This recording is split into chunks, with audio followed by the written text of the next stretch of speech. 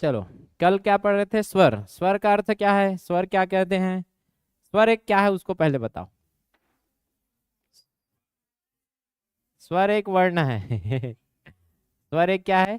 वर्ण है। अब ऐसा कैसा वर्ण है जिसको आप निर्बाध रूप से बोल सको? ये क्या है? स्वाश्रित है कि नहीं? स्वाश्रित वर्ण है। स्वाश्रित मतलब दूसरे की सहायता नहीं लेता। ये सब आपको मुंह जुबानी याद हो जाना चाहिए। अब सहायता नहीं लेता है। और क्या है? और क्या बोल सकते हो?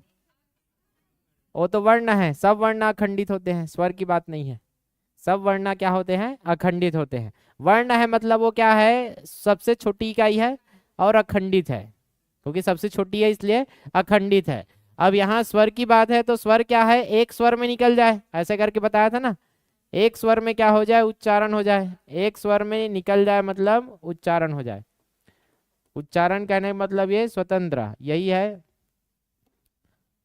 सहायता के बिना स्वतंत्र। सहायता के बिना स्वतंत्र, ये हमने पढ़ा था। यही तो है स्वर, है कि नहीं? कितने स्वर होते हैं? 11 स्वर होते हैं। 11 में आपका जो है, सबसे पहले मूल स्वर देखा था हमने। मूल स्वर में कितना है? अ, ई, उ और री। ये मूल स्वर है। जो लघु स्वर है वही क्या होते हैं? मूल स्वर। होते कि नहीं होते हैं? मूल स्वर इज इक्वल टू लघु स्वर। सिद्धम। आ गया समझ में? अब इधर क्या आएगा? दीर्घ स्वर। दीर्घ स्वर क्या होते हैं? संधि से बनते हैं। क्या मैं समय ले रहे हो ना? नोट्स देने का मतलब ही क्या हुआ मेरा? तो नोट्स बनाने में समय मत लो। अब इसका एक दिक्कत और ये होगा कि सर आपने नोट्स दे दिया, नोट्स मिल गया, क्लास भी हो गई, समझ भी आ गया, सब हो गया। अब आप जाके इंजॉय कर रहे हो कई लोग, अब तो पढ़ने का कुछ बचच नहीं, ऐसा करके। तो ऐसा मत सोचना। आप इसको जितना हो सके माइंड में बिठाओ। 5 राउंड 6 राउंड मारो इसको। 5 राउंड 6 राउंड, जब तक वो बैठ ना जाए। जैसे अभी छोटी छोटी बातें मैं जो बोल रहा हूँ, ये छोटी छोटी बातें ऐसा लगता है कि याद हो चुका है, लेकिन नहीं होता है वो। आ रहा समझ में? यहाँ अगर लिखा हूँ तो इसको मैं ऐसे लिख सको रफ कॉपी में। जैसे लिखना है वैसे लिखो रफ कॉपी में। नोट्स तो आपको मिल गया है। आ रहा समझ में? तो इसको आपको 3 बार 4 बार 5 बार उसी दिन लिख के देख लेना है। एक बार में अस्कटाओ मत, बोर मत हो जाओ, क्योंकि अस्कटाओगे तो हो जाएगा आपका जॉब, रह जाएगा फिर। जैसे ये टॉपिक खत्म होगा वर्णमाला आपको एमसीक्यू मिल जाएगा, फिर उसको करना होगा फिर। तो बिल्कुल भी बैकलॉग मत रखना, क्योंकि अब मिलते जाएगा रोज। एक बार बैकलॉग में रह गए तो हो गया, आपका जॉब कभी नहीं निकल पाएगा। क्योंकि आज का काम नहीं कर पाए तो कब करोगे? कब? समय ही नहीं है बचेगा फिर तो कभी भी मतलब कितना भी दिमाग खराब कर दे, एक कन देख ले, एक कन देख ले, एकदम स्ट्रांग रहना कि नहीं मुझको करना है, मतलब करना है। आज का काम कर लेता हूँ, फिर कर जो भी देखना है देख लूंगी, जो करना है जो भी करना है कर लूंगी। आज का काम हो जाना चाहिए, वरना फिर आप पीछे रह जाओगे दूसरों से। और एक कदम पीछे रह गया तो 200 पोस्ट गया। 2 से ही तो है। आ रहा है समझ में? तो बिल्कुल भी यहाँ वो नहीं चलेगा, कोताही नहीं बदले। काम चोरी। तो दीर्घ स्वर ही क्या है? संधि स्वर। अब इस संधि स्वर को हमने 2 भाग में बांटा था। संधि कैसे होते हैं? एक तो सजाती हो सकते हैं और एक होते हैं विजाती।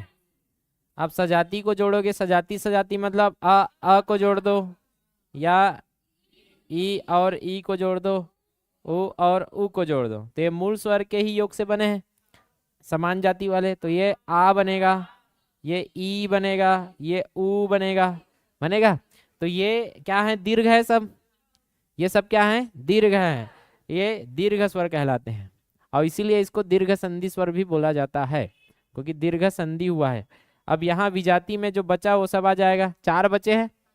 4 क्या क्या बचे हैं? ए, आई, ओ और औ,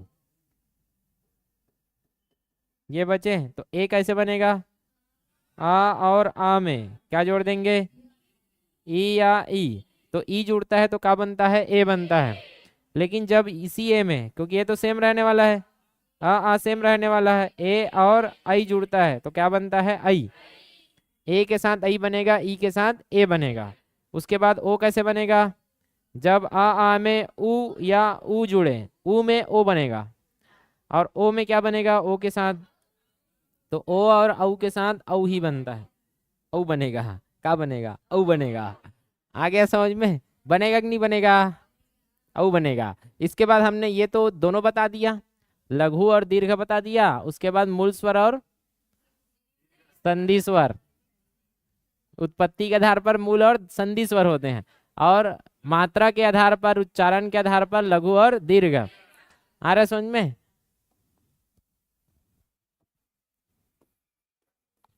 वर्ण के उच्चारण में ध्यान से समझना, लगा समय, वर्ण के उच्चारण में लगा समय क्या होता है? वर्ण के उच्चारण में लगा समय। अच्छा, क बोला तो ज्यादा समय लगा क्या? ख बोला तो ज्यादा समय लगा क्या? खा लगा ज्यादा समय, का लगा ज्यादा समय। कि जैसे ही मैं उसमें क्या कर रहा हूं, उच्चारण में समय दे रहा हूं, मतलब उसमें कुछ मात्रा लगा रहा हूं। आ रहा है समझ में? कुछ तो उसमें मात्रा जुड़ जाता है, इसलिए उसका उच्चारण क्या हो जाता है, अलग हो जाता है। उसमें समय में क्या आ जाता है, परिवर्तन। तो मात्रा डिसाइड करता है। तो जब भी ऐसा पूछे कि वर्ण के उच्चारण में आपका समय डिसाइड क्या करता है, तो मात्रा है। क्या है? मात्रा। तो इसका ऑप्शन ऐसे ही आएगा, क्योंकि ये 4 ऑप्शन में कंफ्यूजन बहुत हो जाता है, तो मैं एक पेज में इसको लिख दिया। अब कल हमने और देखा था कि स्वर का हमने जिह्वा के आधार पर थोड़ा सा मिस्टेक हो चुका है, तो मैं कल उसको बता दिया था ग्रुप में कि उसका थोड़ा से प्रैक्टिस ही मत करना, क्योंकि आप प्रैक्टिस करोगे फिर वही बैठ जाएगा माइंड में। ठीक है? तो जिह्वा के आधार पर क्या होते हैं स्वर, कितने प्रकार के? 3 प्रकार के। आप इमेजिनेशन रखो ना यार, जीभ को इमेजिन करो तो 3 भाग में आप बांटोगे। ये आपका क्या है? जीभ। इस जीभ में ये क्या कहलाएगा? पश्च भाग। ये क्या कहलाएगा? मध्य भाग। और ये अग्रभाग। अब जो मध्य में रहना है वो तो 100% श्योर हो आप।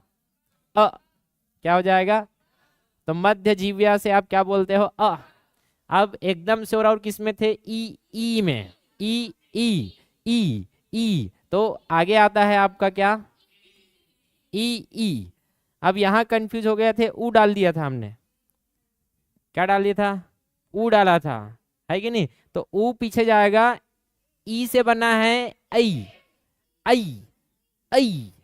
तो ई आता है लास्ट में ना। यहाँ यहाँ हम लोग थोड़ा से ये कर दिए थे कि ई को ऐसे लिखते हैं और आई को ऐसे लिखते हैं। लिखते हैं नहीं लिखते हैं? तो लास्ट में ई लाना है, और लास्ट में ई लाना है तो 100% जीभ लास्ट में कहाँ फेंकाएगा? आगे तरफ। जब आई का उच्चारण करोगे आई, तो आई दई, तो ये ए और आई यहाँ आएगा। कहाँ आएगा? अग्र में। तो इसको सुधारना था। नोट्स में शायद गलत है कि सही है? नोट्स में नहीं, नोट्स में सुधार के भेजा था मैं, नोट्स में सुधार दिया था। कल ये वाले नोट्स में गलत है, जो वो वाला किया था ना उसमें मैं सुधार के भेज दिया था, ताकि उसमें प्रैक्टिस अगर कोई करता भी है तो गलत ना करे। ठीक है? तो नोट्स में ऐसे ही लिखा था। अब ये हो गया। अब बचा सबको उधर भेजो। क्या क्या बचा है? आ।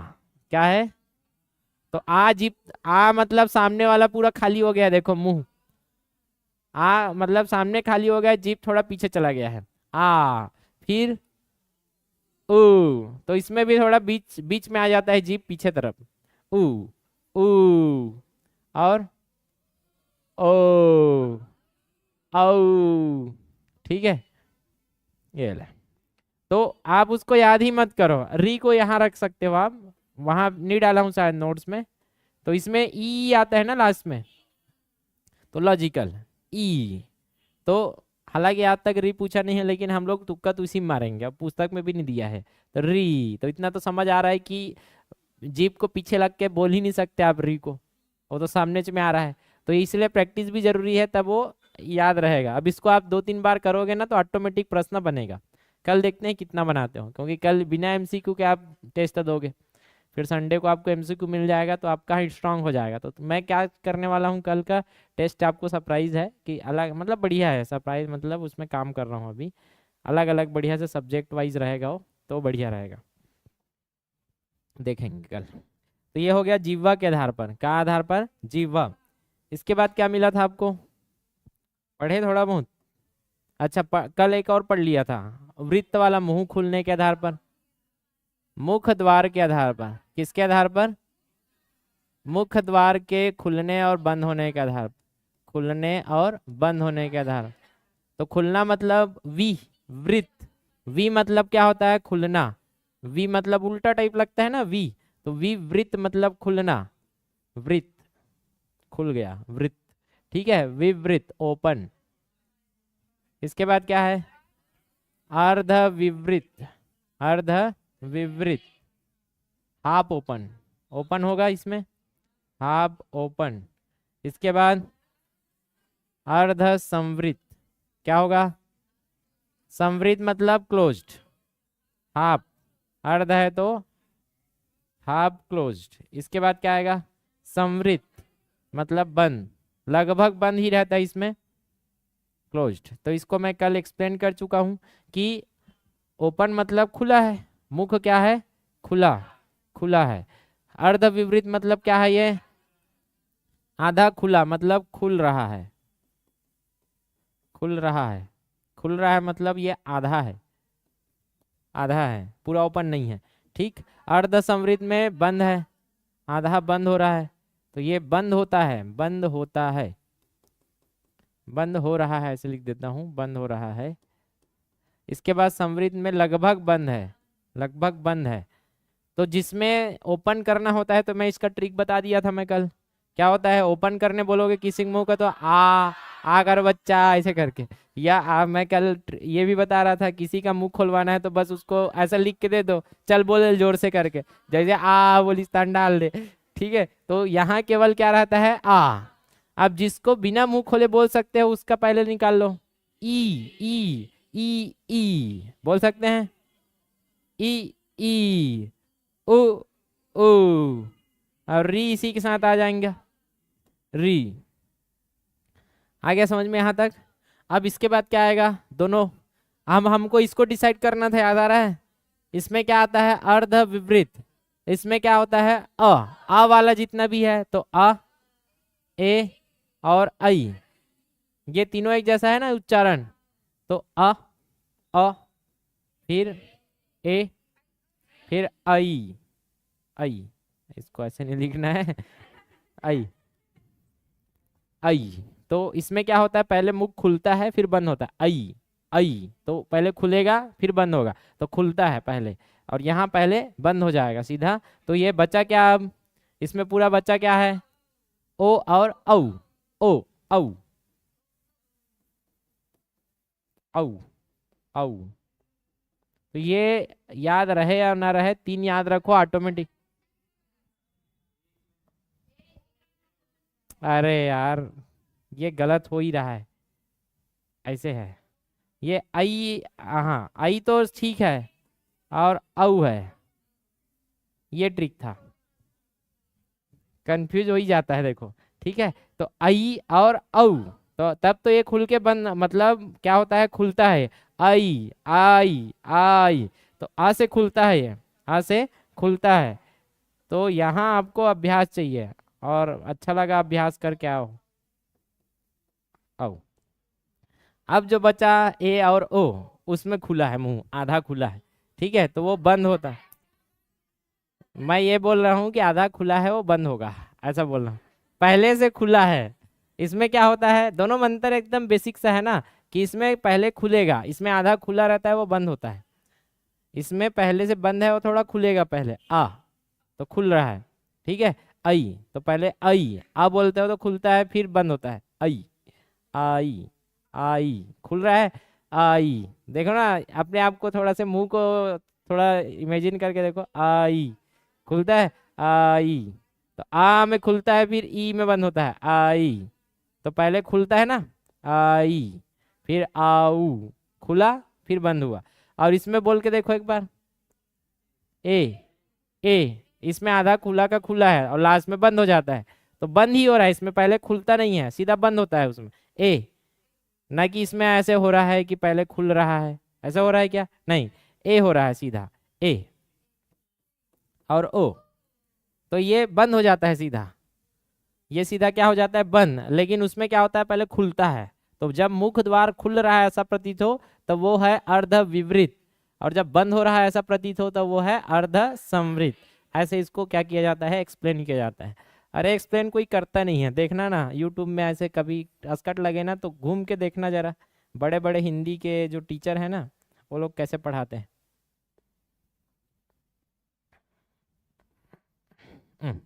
ठीक है, यहाँ तक हो गया था। इसके बाद क्या है आपका, ये मैं खुद से डेवलप कर रहा हूँ। बाकी ये सही है, डेवलप करने वाला बात ही नहीं है, ये एकदम बेसिक है, लेकिन हमको पढ़ाया नहीं गया था, हम तो खुद से निकाले हैं सब। अब क्या पता एक आध तो गलत भी हो, लेकिन हमको याद रखना है ना, और याद रखने का यही बेस्ट तरीका है। ठीक, इसके बाद क्या आएगा आपका, ओष्ठ के आधार पर, ये एकदम सरल है, ओष्ठ के आधार पर। ठीक, तो ओट को देखोगे तो ये क्या दिखता है, एक तो वर्तुल दिखेगा, क्या दिखेगा, वर्तुलाकार। वर्तुला मतलब एक गोला मस्तक, गोली गोला गोला बनेगा, गोल गोल। ठीक, एक दिखेगा आपको अर्धवर्तुल, अर्धवर्तुल, वर्तुल समझ रहे हो, गोल गोल, आधा गोला। अब आप लोग बचपन से देखे हो नहीं देखे हो, साइड साइड देखो, चल बोल रहे थे ऐसे कहा साइड, चल बोल जाते हैं यार, मैं देखा तो ऐसे करके। तो एक दूसरा देखोगे तो ऑटोमेटिक समझ आ जाएगा, पेपर में नहीं कर सकते ना ऐसा, नहीं टीचर ने बोला आ तो सर एढ़ान ले तो ओ बोल यहाँ क्या हो जाएगा, ये बंद हो जाएगा। अब इसको अवर्तुल बोल दे, बंद है तो अवर्तुल, तो इसमें कुछ नहीं बनेगा। तो सबसे पहले बताओ वर्तुल में क्या ले सकते हो आप, ऊ। ठीक है, ऊ बोलोगे तो मस्तक गोल गोल दिखता है कि नहीं दिखता है, ऊ। ऊ तो ओ, तो ऊ में क्या होता है आपका, गोल गोल दिखता है। और ओम भी बोले हो क्या, बचपन से ओम, तो जब गोल बनाओगे तब सही उच्चारण होगा। अब आप सीधा ऐसे करके करके देखोगे तो वो शुद्ध उच्चारण आएगा ही नहीं उसका। तो ऊ और ओ ये दोनों के फैमिली वाले क्या हैं, गोल वाले हैं, तो दिख ही रहा है ऊ। बचपन से ऐसे भी बनाए हो आप, ऊ ऐसे लिखते हो अरे उल्लू, तो कुकुरुंकू, तो ये जो आप बनाए हो ऊ, तो गोल गोल ऐसा करके याद रख सकते हो। तो ये ऊ, अब वो लॉजिकल है, दिखता है, ऊ ऊ, ओ ओ, ओ ओ ओ नहीं होता है, आऊ होता है, आऊ। ठीक है, आऊ तो लास्ट में ऊ ही तो बनेगा, आऊ लास्ट में क्या बनता है, ऊ। अब अर्धवर्तुल में क्या आएगा, अर्धवर्तुल में ये ऐसे ऐसे बनता है, आधा वर्तुल है तो इसलिए आ को किस में रखा गया है, कि ये पूरा गोला बन रहा था शुरू में ऐसे, सब ओट चिपका हुआ था ऐसे, लेकिन आपने उसको आ किया ना तो साइड साइड का टूट गया और ऐसे करके आधा गोला बना। ये ऐसे वाला मुंह ऐसे देखोगे तो साइड से इसी दिखेगा आधा गोला, पूरा मुंह को खोलोगे तो, और बंद रहेगा तो ऐसे दिखेगा। ये है आपका वर्तुल, आ गया समझ में। तो केवल क्या आएगा, आएगा अर्धवर्तुल में आ। अब जो बचा वो सबको कहाँ डाल देना है आपको, अवर्तुल। क्या क्या बचा, ई में ओट का कोई काम ही नहीं है, गोल ही नहीं बन रहा है बेचारा। ठीक है, तो ई और ई, ए और आई, इसमें क्या नहीं बनता है, ढंग से वर्तुला नहीं बनता है। आ गया समझ में। हाँ, आ में क्या बनेगा, अवर्तुल है। सोचो ना खुद से, तो जो भी बचा उधर भेज दो, मात्र इधर कितना है, 5 है, कि आपका ऊ वाला फैमिली आ जाएगा, क्योंकि ये ऊ फैमिली है। याद आ रहा है ऊ कैसे बना, आ में ऊ जोड़ के, याद आ रहा है, आ में ऊ जुड़ा तब ओ बना है, तो ये ऊ फैमिली है। तो ऊ फैमिली में वर्तुला बनेगा, और आ में अर्धवर्तुला, और जितने भी बच्चे सबको कहाँ डाल देना, अब आवर्तुल में बनेगा। ठीक है, इसके बाद अब ये आएगा उच्चारण स्थान, लेकिन उससे पहले मात्रा देख लेते हैं। 5 हो गया ना, सबको बता दिया ना। क्या होता है, माइंड में रहता है लेकिन बताने के समय कहीं कहीं स्किप हो जाता है कुछ कुछ, इसलिए नोट्स थोड़ा साथ में रहना जरूरी। वो वाला पंचायती राज वाला तीसरा क्लास है, और रोज सोचता था उसको पहले वाला पेज में जो था उसको बताना है, लेकिन मैं सीधा उस कॉन्सेप्ट में घुस जाता था, इसलिए आज वो पीपीटी लाया था कि वो भूलो मत करके। और समझाना जरूरी है ना, कि आप नोट्स बस पढ़ोगे। अब सोचो जो नोट्स केवल पढ़ता है, सर नोट्स भेज देना, मैं इसलिए नोट्स भेजता नहीं हूँ किसी को। अरे नोट्स भेज के का ही कर लोगे यार, सोचो बिना नोट्स के कुछ समझ नहीं आता है। हाँ, क्या बोल रहा था अब, हाँ, कि स्वर जो है आपका, ये स्वर का प्रयोग आप कैसे कैसे करते हो। तो स्वर का प्रयोग दो तरीके से होगा। कैसे कैसे सर? एक तो सीधा आ जाता है वास्तविक रूप में, जैसा दिखता है वैसा ही आप क्या कर लेते हो, प्रयोग कर लेते हो। एक होता है वास्तविक रूप और एक होता है मात्रात्मक रूप, मात्रा के रूप में। अब दोनों कैसे होता है? वास्तविक रूप कब होता है, चलो बताओ। स्वर को कब कब वास्तविक रूप में देखते हो? हाँ, कैसे? वो तो व्यंजन है, स्वर पूछा था। स्वर को जैसे आ ई इसको आप स्वतंत्र रूप में कब यूज करते हो, ऐसा पूछ रहा हूँ। हाँ सही बोला था, बताना। वाह, ई आई मैं सुन डर रहा हूँ, चल बता।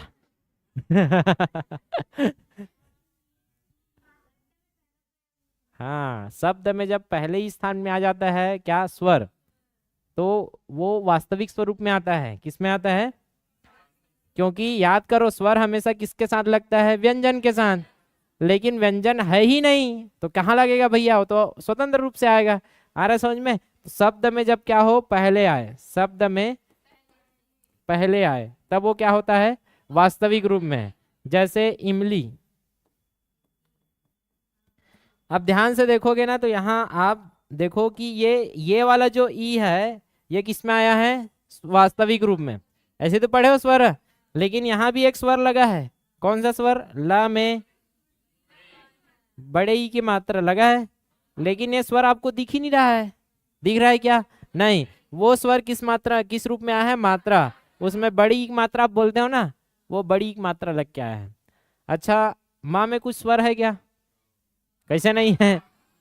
अगर माँ में स्वर ही ना रहे तो आप उसको बोल ही नहीं पाओगे, क्योंकि व्यंजन को बिना स्वर के बोला ही नहीं जा सकता। तो माँ एक क्या है, व्यंजन है, ये एक व्यंजन है। और इसमें क्या स्वर लगा है, आ। ये दोनों आपको दिखाई नहीं दे रहे हैं। आ रहा है समझ में? और यहाँ ये शुरू में आया इसलिए दिखाई दे रहा है। और उदाहरण बताओ चलो।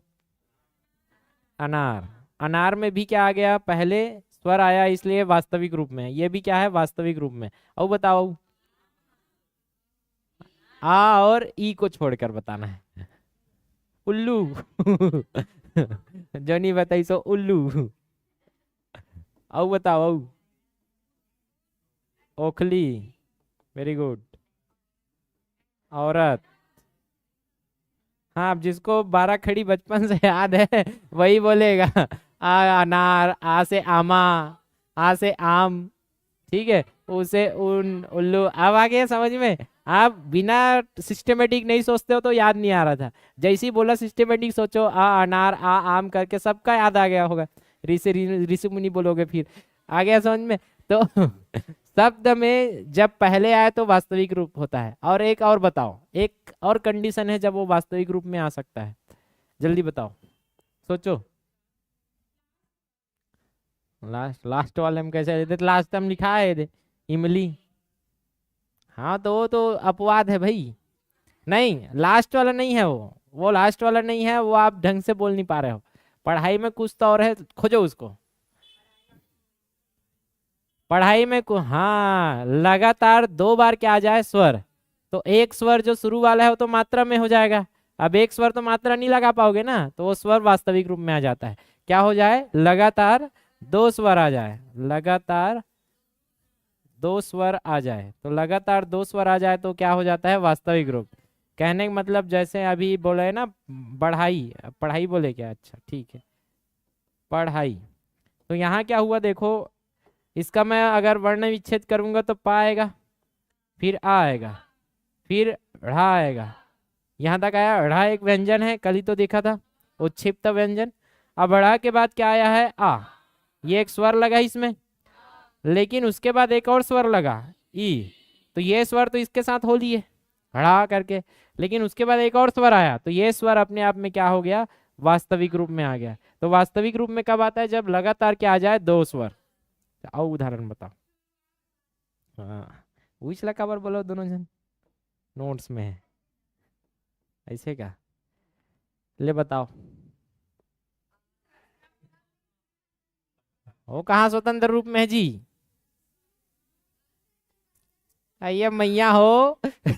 ए में कदे का स्वर दिखत ले बताओ, तुम अभी मत बताओ, तुम बताओ कदे का आ से लेकर 11 स्वर है, ए में एकदम सीधा सीधा स्वर दिखत का। अच्छा वो आलम कहा तो ऐसे कहा ना का। आत ऐसे वाला कहा थे मैंने, तो ये भी सही है शुरुआत। तो शुरुआत में आ क्यों लगा यहाँ, ये आ वास्तविक रूप में आया है स्वर, क्यों आया, क्योंकि इससे पहले ऊ आ गया है और ऊ के बाद आया तो डबल स्वर आया, तो पहला वाला स्वर क्या आया, व्यंजन में मात्रा में लग गया, दूसरा स्वर वास्तविक रूप में आ चुका है। आया कि नहीं आया समझ में, आ गया। और बताओ गुंजाइश, वेरी गुड। गुंजाइश क्या लग रहा है, कौन सा वास्तविक दिख रहा है आपको, ये स्वर वास्तविक दिख रहा है। कारण क्या होगा वास्तविक आने का, क्योंकि इस ई के सामने एक और स्वर आ चुका है आ रहा समझ में, इसलिए ये क्या हो गया है, वास्तविक रूप में आ गया। तो वास्तविक रूप में दो कंडीशन में आता है, एक तो शब्द से पहले अगर स्वर का उच्चारण करना है तो वास्तविक रूप में ही लिखना पड़ेगा, मात्रात्मक नहीं लिख सकते, और दूसरा लगातार 2 बार स्वर आ जाए तो पहला वाला स्वर किस में लग जाता है, व्यंजन में मात्रा के रूप में, और दूसरा स्वर किस में आ जाता है, वास्तविक रूप में। आ गया।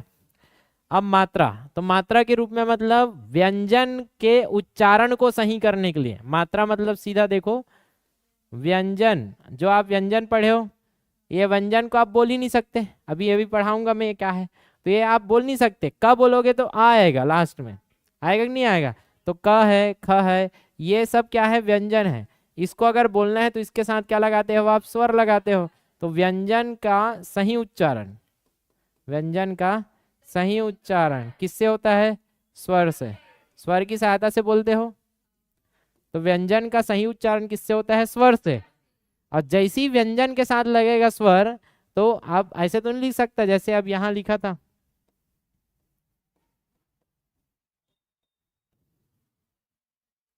इमलई हो जाएगा।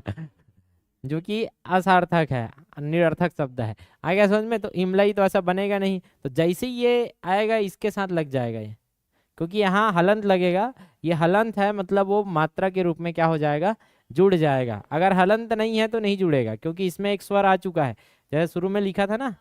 ये सही है कि नहीं है, सही है, क्यों पता है, इसमें एक स्वर आ चुका है ना यार, एक स्वर आ चुका है, तो एक स्वर आ चुका है तो ई स्वतंत्र है, ये सही है। भले निरर्थक इमलई एक शब्द होगा, सार्थक शब्द तब है, क्या पता हो इमलई, अभी आपको पता नहीं है, ठीक है। और यहाँ अगर हलंत लगा दिया तो 100% ये स्वतंत्र नहीं रह सकता, इसमें क्या लग जाएगा, ये मात्रा लग जाएगा। आ रहा है समझ में, बनेगा। तो व्यंजन का क्या करने के लिए, सही उच्चारण करने के लिए आप क्या लगाते हो, स्वर।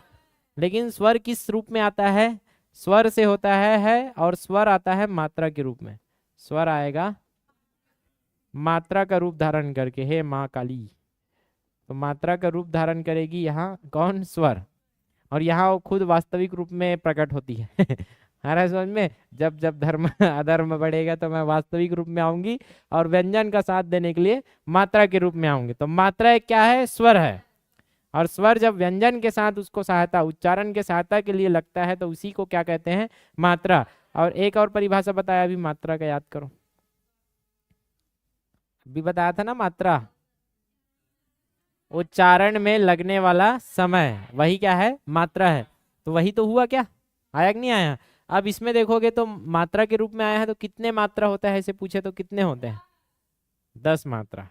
11 आपके पास क्या है, स्वर, लेकिन 11 स्वर है ना, तो जैसे अब मैं बोलूंगा ये क है, ये क है, इसमें अ लगाओगे ना तो इसमें कोई दिखता ही नहीं है, इसमें मात्रा ही नहीं दिख रहा है, इसमें मात्रा ही नहीं है। क्यों भैया, क्योंकि अ मात्रा ही नहीं मिलेगा आपको, तो किसका मात्रा नहीं बनेगा, आ की मात्रा नहीं, आ की मात्रा नहीं है। अब बचा कितना आपके पास, तो 10 स्वरों की क्या होती है, 10 स्वरों की मात्रा। अब वो सब आपको पता है, नहीं पता है तो हम लिख देते हैं। क्या होता है, आ से चालू करेंगे, आ के बाद ई, ई, ओ, ओ, फिर ए, फिर एम चल दिस, री, ठीक है, उसके बाद ए आई ओ, हो गया। ये है मात्रा, यही स्वर है।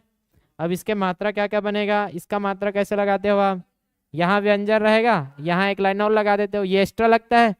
जितने भी व्यंजन है ये का है, इसमें सब मात्रा लगेंगे, ये मूल है, उसके बाद सब मात्रा लगते हैं। तो क में पीछे में क्या लगता है, एक डंडी और आ।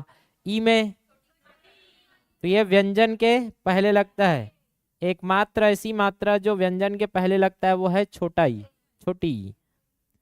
आया समझ में? तो छोटी ई जो है वो पहले लगाते हो, बाकी सब पीछे लगेगा, एक तो नीचे लगेगा, पीछे या नीचे देखते हैं।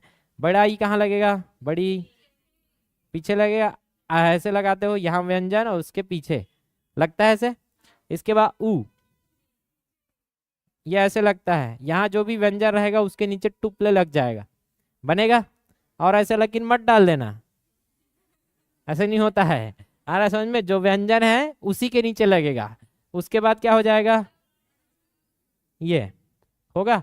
उसके बाद री, री कैसे लगता है, कृपा, कृपा लिखे हो ना, कृपा के नीचे का के नीचे जो लगा है वो री का है, री की मात्रा है।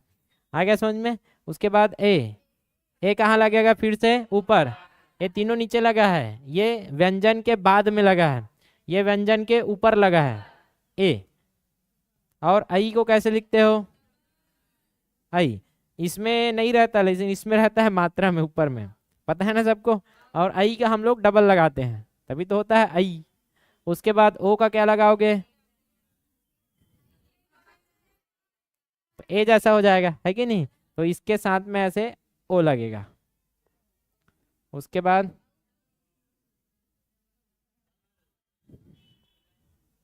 डबल लगाओ, तीन ठन्नी हो जाएगी।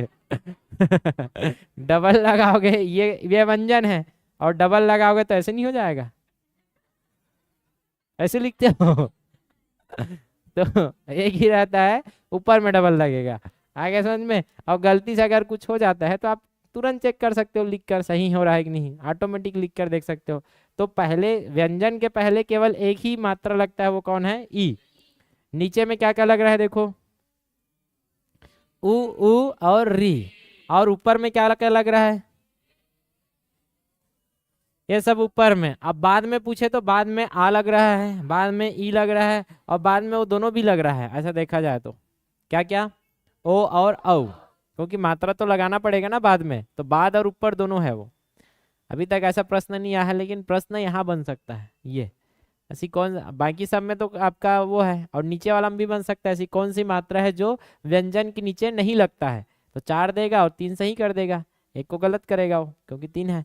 और एक ये दे सकता है कि पहले कौन लगता है, तो इसमें एक आपको आराम से निकालना है। स्वर लिख देगा कि निम्नलिखित में से कौन सा पहले लगता है, कौन सी स्वर की मात्रा पहले लगता है, और वहाँ लिखेगा आ, फिर कैपिटल ई लिख देगा, ई लिख देगा, और ऊ लिख देगा। तो आपका फिर पहली लगता है तो ऊ, अच्छा आंसर बता रहे थे, ठीक है। तो छोटा ई लगेगा, क्या लगेगा, छोटा ई। आ गया समझ में? तो ये है मात्रा, मात्रा खेल। तो कितने मात्रा होते हैं पूछे तो 10 मात्रा होता है, क्योंकि 10 स्वर ये आ का कोई मात्रा नहीं होता। एल है। तो ये है स्वर का खेल, कि स्वर का यूज कैसे होता है, स्वर का प्रयोग कैसे करोगे। एक तो वास्तविक प्रयोग होता है, एक तो मात्रा के रूप में प्रयोग होता है। वास्तविक 2 कंडीशन में होगा, एक तो शब्द के पहले होगा, एक तो शब्द के बीच में। कब होगा, बीच या अंत में होता है, लगातार 2 स्वर आ जाए तब। और मात्रा के लगभग ज्यादातर हम लोग मात्रा के रूप में यूज करते हैं, जिसमें कितने मात्रा है हमारे पास, 10 मात्रा। अनहा है कि नहीं है मात्रा, नहीं है, वो क्या है अनहा, बता चुका हूं, अनुस्वार और विसर्ग, जिसको क्या बोलते हैं आप, अयोग वहा। आ गया समझ में? चलो अब स्वरों का उच्चारण स्थान पढ़ते हैं, उसके बाद आपका स्वर खत्म। ये क्यों पढ़ना है, कौन क्यों पढ़ना है बताओ। कि आप जो स्वर लिखे हो ना, ये जो स्वर लिखे हो, इसका अगर सही से उच्चारण करना है ना, तो उसमें आपको जोर डालना पड़ेगा। ये बचपन में सिखाना चाहिए, हमको कोई नहीं सिखाया गया, क्योंकि उनको ही नहीं पता है यार। आ रहा है समझ में? क्यों चाहिए ये, क्योंकि अगर आपको उच्चारण स्थान पता है ना, तभी जाके आप यहाँ से उच्चारण होना है पूरा मुख से, अब यहाँ आपको जहाँ जोर डालोगे ना वैसा आपका क्या आएगा, उच्चारण आएगा। आ रहा है समझ में? जो तोतला होते हैं ना वो लोग जोर नहीं डाल पाते ढंग से, जहाँ जोर डालना है, जहाँ उसको स्पष्टता चाहिए ना वहाँ जोर नहीं डाल पाते, इसलिए उनका जो वाणी है वो स्पष्ट नहीं निकलता है, तोतलाते हैं। तते थमदइत नहीं थी आइस आइत ना तलो पढ़बो तता तमदइत। बहुत तकलीफ है। आ रहा है समझ में? कि आप लोग इतने अच्छे हो कि आपका हाथ पैर सब सलामत है, आंखी सलामत है, कान मुंह सब नाक सब सलामत है, उसी में खुश रहा करो, ज्यादा दुख मत मनाया करो। आपको जो मिला है ना वो बहुत कुछ ऐसा है जो आप सोच भी नहीं सकते। खुश नसीब। चलो आपका थोपड़ा बना देता हूँ।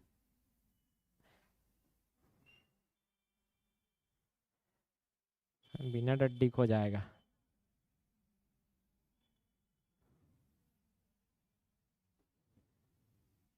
ये हो गया। अब यहाँ से आप पढ़े हो, एक नाक, नाक से जाता है ऐसे श्वास, एक मुंह से जाता है, और दोनों यहाँ जाके मिल जाते हैं, ऐसी तो होता है। और यहाँ आपका रहता है ट्रैकिया, यहाँ से ऐसे अलग होता है। यहीं तो रहता है कंठ यंत्र, यंत्र रहता है, यहीं से निकलता है आपका ध्वनि, शंख आपके कंठ का, ये दिखता है ना ये टोटा। तो अब देखो, ये जो है इसको बोलते हैं कंठ, इसको क्या बोलते हैं, गला। तो गला के पास है, ये है आपका कंठ अंदर वाला।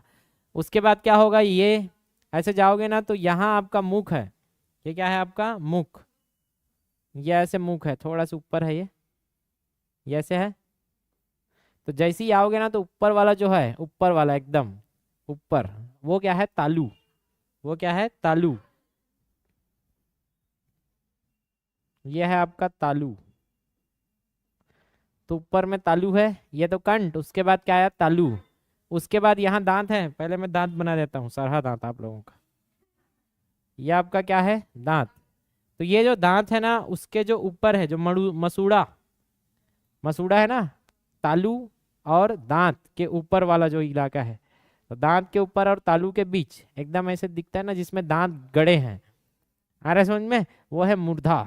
क्या कहलाता है, मूर्धा। मूर्धा गड़े है तो दांत गड़े है, मूर्धा गड़े है करके याद रख लेना, मूर्धा या मूर्धन्य, आ गया समझ में। और दांत को क्या बोलते हैं, वाह वेरी गुड, बहुत अच्छा, यही आप लोगों से उम्मीद है कि आप सही बताओगे, होगा गलत होगी कहा रहे होगा, ऐसे कैसे हो जी सर। दंत आ गया समझ में। और दंत के बाहर में क्या दिख रहा है, लिपस्टिक।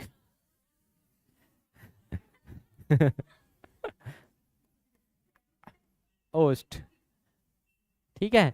तो आपको कंठ, कंठ तरफ से इसका क्रम भी पूछा जा सकता है, एकदम सरल है कि नहीं। तो कंठ, उसके ऊपर में क्या है तालू, तालू के बाद मूर्धा, मूर्धा के बाद दंत, और दंत के लास्ट में क्या आएगा, ओष्ठ। क्रम बता सकते हो, आप बाहर से अंदर जाओगे तो पहले क्या आएगा ओष्ठ, फिर दंत, फिर मूर्धा, फिर तालु, फिर कंठ, है कि रटने लायक है, समझने वाला है, ठीक है। फिर से आओ, ओष्ठ, फिर दंत, फिर मूर्धा, फिर तालु, फिर कंठ, हो गया। तो यही यही जगह से आप क्या करते हो, उच्चारण करते हो। बीच में मैनेजमेंट कौन है, मैनेजर जीभ। जीभ जहां जोर डालेगा वहां से आपका अच्छा आवाज निकलेगा, उच्चारण वहां से आने वाला है, ठीक है। और एक है नाक के बाहर बोलने वाले, नाक के बाहर मत बोल, ऐसे कहते हैं ना गुनगुन गुनगुन करता तो जब आप नाक को इसमें इन्वॉल्व कर देते हो तो आपका झनकार ज्यादा आता है। मैं भी पहले था, अभी थोड़ा कम है, लेकिन अभी भी मेरे में झनकार है, आ रहा है समझ में। पहले बहुत ज्यादा था मेरे में, क्योंकि नाक को मैं बहुत यूज कर लेता हूँ। अब वो अभी आके सुधरना बहुत मुश्किल है, उसमें काम करूंगा मैं, देख लिया हूँ वीडियो वगैरह, लेकिन अभी काम करने के लिए समय नहीं है, बाद में करूंगा। तो नासिक क्या होता है कि आप नाक में झनकार के साथ बोलते हो तो गुनगुनाहट की आवाज आता है बैकग्राउंड में, क्योंकि उच्चारण सही नहीं है यार। और छत्तीसगढ़ियों का तो उच्चारण बहुत खतरनाक होता है। क्यों पता है, क्योंकि हमारा जो हमारी जो बोली है, बचपन से हम जो बोल रहे हैं उसका जो बोली है वो एकदम सरल है उसको बोलना। अब जैसे हम ये बोलते हैं ना, हम्म, जैसे एकदम सरल सी भाषा में कर्म बोलना है हिंदी में। तो बचपन से हमको करम करम करके करम करत हस गेहस ऐसे तो एकदम सरल कर दिया गया है अपने बोली को, इसलिए हमारे जो उच्चारण है वो झेल ही नहीं पाया उसको।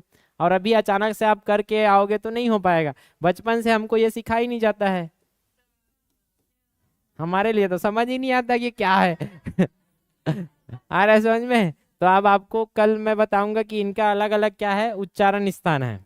तो जब उसमें जोड़ देते हो तब होता है, जैसे ये दंत सा है तो दंत दांत में जब जोड़ दोगे तो ये इसका उच्चारण निकलेगा। अभी एकाएक सीखना आसान नहीं है, लेकिन दूसरे भाषा में जैसे जाओगे ना तो उसमें ये स्पेशल सिखाया जाता है, और छत्तीसगढ़ी स्कूल में तो कभी नहीं सिखाया गया है। कोई सिखाया हुई तो बता देना, वो मतलब खुद ही नहीं आते बेचारा मन क्या करी। जैसे हम महू टीचर हो महूल नहीं आते चीज है, तो ये कर गलती हमार गलती नहीं है, कुछ गलती ऐसे रहते जे है परवरिश के रहते, अब ओकरो गलती नहीं है, ओकरो परवरिश उसने होए। तो एक परंपरा चलत है वो कुछ नहीं, तो चलन दे का टेंशन है, तुम्हारा बस अलग अलग आंसर आना चाहिए, बाकी फर्क नहीं पड़ता है। अब यहाँ देखो है ना, कंठ में आपका आ जाएगा, लाइन से चलते हैं, कंठ में आपका आ जाएगा अ और आ। तो अ और आ जो है अंदर से आता है कंठ से, आ। जीभ कहीं भी टकरा रहा है क्या बताओ? जीभ बीच में आ गया है और जो आवाज है वो अंदर से आता है।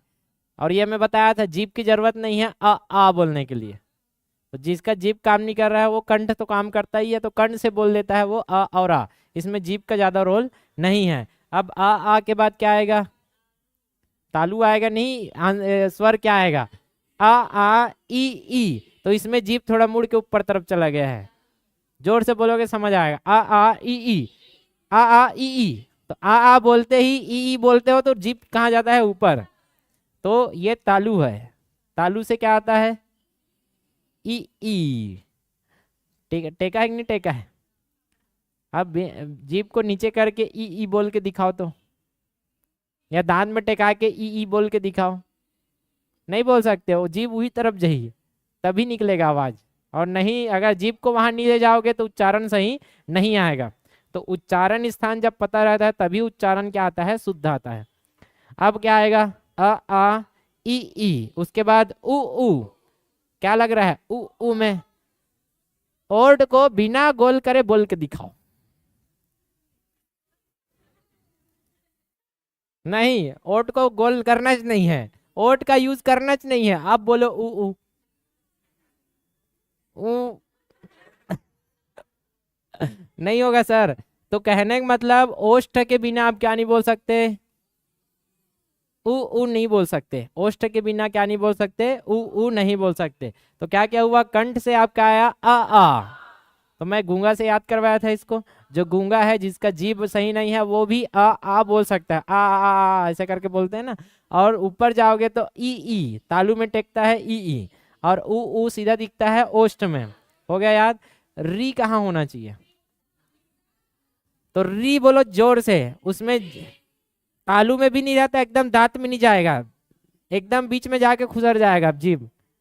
देखो री, तो एकदम ना दांत के एकदम शुद्ध उच्चारण करोगे ना तो दांत के उसके जड़ के पास जाएगा, मसूड़े के पास जा रहा है री, तो दांत के बीच में जाके ऐसे खुसरता है वो ऊपर तरफ मूर्धा में। किसमें? मूर्धा में। तो री जा रहा है दांत में कि तालू में जा रहा है? ई के कारण वो कहाँ जाता है? तालू तरफ। लेकिन जैसे रा जुड़ता है तो कहाँ पहुंच जाता है? वो मूर्धा में। जाना था उसको तालू में क्योंकि ई जुड़ा है ना, लेकिन वो पहुंच जाता है मूर्धा में री, तो वो दांत के मसूड़ों में जाता है, कहने का मतलब कहाँ? मूर्धा में। तो री का उच्चारण कहाँ होता है? मूर्धा से। हो गया, समझ आ गया? अब बाकी का कैसे आएगा? बाकी का आपका जो है बनाए हो वैसे आएगा। इसके बाद क्या आता है? ए। तो ए किसके किससे बना है? आ और ई से, आ और ई के मिश्रण से क्या बना है? ए। तो ए बोलोगे ना तो उसमें कंड भी काम करेगा और तालु भी, क्योंकि दोनों के मिलन से ए बना है ना। तो ए से आपका ए बोलोगे ना तो इसमें तालु में थोड़ा सा टच होगा जीभ, आई बोलोगे तब भी टच हो रहा है। देखो एक तो कंड से आवाज आएगा और एक तो उसमें तालु भी यूज होगा, क्योंकि उसी से तो बना है। इसलिए मैं कल बोला था कि उसका जो आत्मा पता रहेगा, उसकी आत्मा, तभी जाके आप आराम से सॉल्व कर पाओगे। जैसे ओ, तो ओ में क्या आएगा आपका? केवल ओष्ठ नहीं रहता है, आ भी रहता है, तो कंठ से आएगा आवाज ओठ तक, वो होता है ओ। कंठ भी जरूरी है इसमें, ओ औ। तो औ में क्या है, आ है, आ भी है और ऊ भी है, तो कंठ और ओष्ठ, रटने की बात ही नहीं है यार। आ रहा है समझ में? तो मैं इसको अब लिखता हूं, ध्यान से समझना। सबसे पहले क्या लिखा हमने, अ और आ, कहां से आएगा, कंठ से, इसलिए इसको कंठव्य ध्वनि भी बोलते हैं, कंठव्य स्वर। आ गया समझ में? वो लॉजिकल है। और उसके बाद क्या आएगा, ई कहां से जाएगा, तालु से, लाइन से आना है, कंठ के बाद तालु। उसके बाद यहाँ आया उ क्या आएगा, ओष्ठ आएगा। आ गया समझ में? फिर री कहाँ जा रहा है देखो, मूर्धा में। रट रहे हो कि समझ रहे हो? चुपचाप मत बैठना, मजा करना, है ना समझ में? जब चिल्लाने बोला जाता है तो चिल्लाया करो, तभी तो मजा है। इसके बाद क्या आएगा, ए आई कैसे बना है ये, आ और ई से बना है, और आ ई से, तो आ का क्या होता है, कंठ, और ई का तालु, तो कंठ तालव्य, कंठ तालव्य होता है, तो कंठ तालु। इसके बाद ओ और औ, इसका हो जाएगा आ और उ, तो आ कहाँ से आएगा, कंठ से, और उ तो कंठ ओष्ठ्य। ठीक है, कंठोष्ठ्य, कंठ और ओष्ठ्य का क्या मिल जाता है, कंठोष्ठ्य, कंठोष्ठ्य।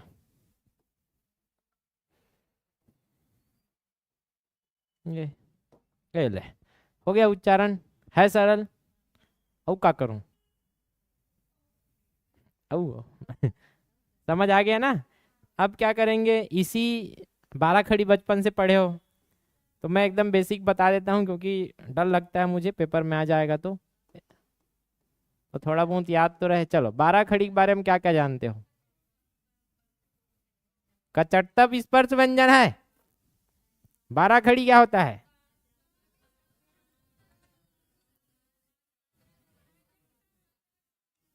हाँ, और बस मात्रा जोड़ जाओगे 12 हो जाएगा। 12 कैसे हो जाएगा यार, 10 मात्रा है, मात्रा जोड़ोगे 10 ही तो बनेगा।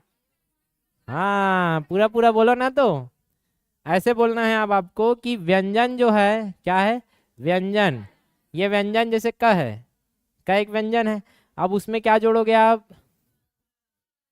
सभी स्वर को जोड़ोगे तो मात्रक रूप में चला जाएगा, जाएगा। लेकिन अभी कितना हुआ है, मात्रा 10। क्यों 10 हुआ है, क्योंकि आ तो उसके साथ जुड़ जाएगा, और एक 10 मात्रा है तो उसके साथ आएगा तो 10 होगा। एक्चुअल में क्या होता है, री बीच में आता ही नहीं है, तो 10 मात्रा में से 9 मात्रा क्या हो गया आपका, मात्रा हो गया स्वर, और एक आ जुड़ेगा तो 10 हुए, हुआ कि नहीं हुआ? और उसमें लास्ट में क्या जुड़ जाता है, अयोगवाह। अयोगवाह कितने हो गए, 2 हो गए। तो ऐसे करके क्या होता है, 12। क्या नहीं होगा बोला मैं, री की मात्रा किसमें नहीं होता है, 12 खड़ी में नहीं लेते हैं।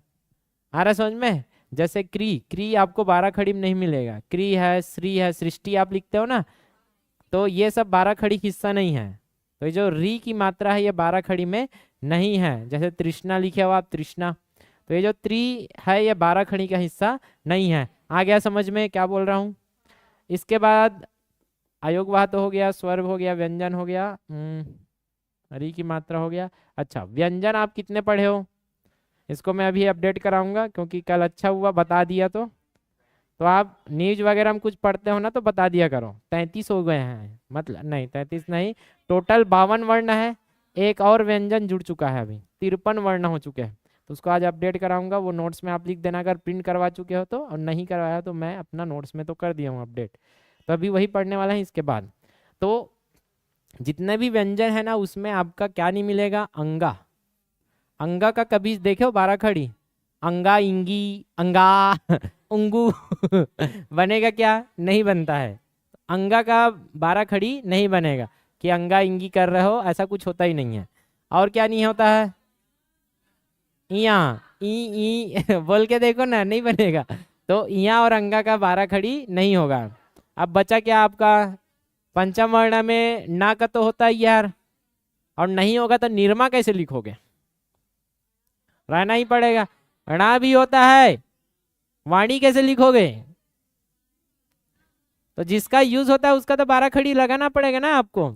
तो ड़ा भी होता है, ना भी होता है, मा भी होता है, लेकिन इनका यूज कभी भी मात्रा के रूप में होता ही नहीं है। अंगा कभी भी यूज नहीं किया हो आप मात्रा के रूप में, इया भी नहीं किया हो, मात्र या आधा होता है। जैसे पंचम लिखते हैं ना, गंगा लिखते हैं, तो गंगा में यूज होता है अंगा, तो वो आधा स्वर आधा व्यंजन के रूप में ही यूज होता है, केवल व्यंजन के रूप में, कभी भी ये मात्रा के रूप में यूज होता ही नहीं है 12 खड़ी में।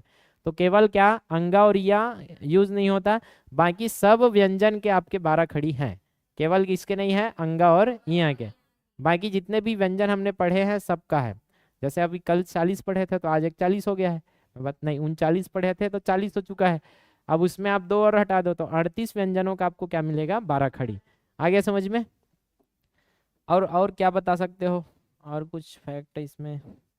हाँ, बाकी सब का है कहने का मतलब आपका ये, इसका भी मिलेगा आपको, इसका भी मिलेगा आपको। और जो नया व्यंजन बता रहा हूँ ना, वो नया व्यंजन ये है, ये ल नहीं है। हम लोग ऐसे लिखते थे ना पहले, लेकिन वो भी नहीं है, ये तो ला ही पढ़ा जाता था, ये तो ला ही पढ़ा जाता था, लेकिन इसका उच्चारण है ला। अब वो ढंग से नहीं आएगा आपको, मुझे भी नहीं आएगा, क्यों, इसमें ड़ा का मिश्रण है। किसका मिश्रण है, ड़ा और ला का, इसका बीच का ध्वनि है ये ड़ा, बोलना ही मुश्किल है। जैसे हम लोग बहुत कुछ लिखते थे ना,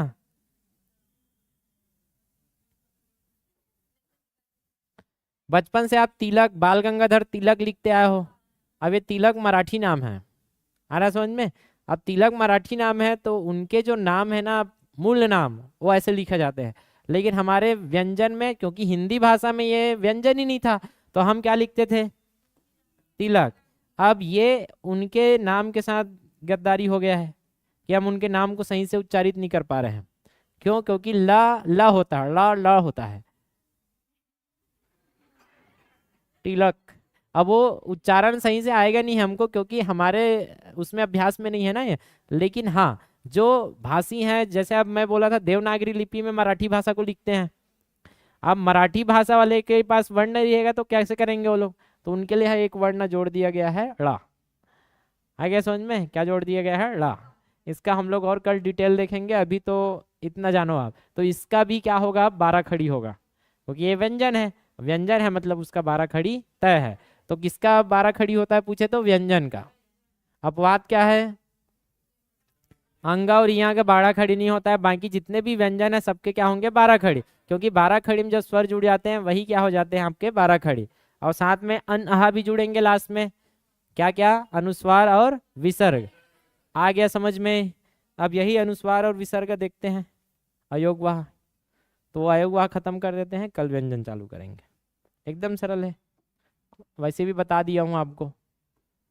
अब स्वर का खेल खत्म, जितना भी बताया सब स्वर से जुड़ा था, है कि नहीं।